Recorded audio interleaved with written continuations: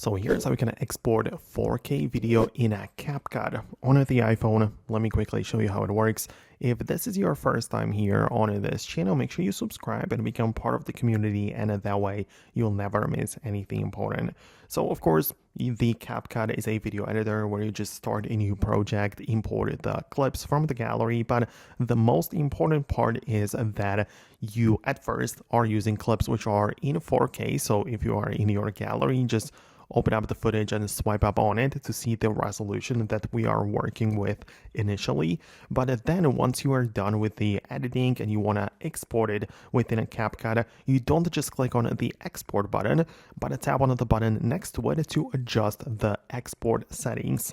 This includes the frame rate and even some other features, but most importantly, we are interested in the resolution. So by default, the slider will very likely be at a 1080p, which is full HD and definitely not 4K. So slide it all the way to the right to get the full and highest resolution.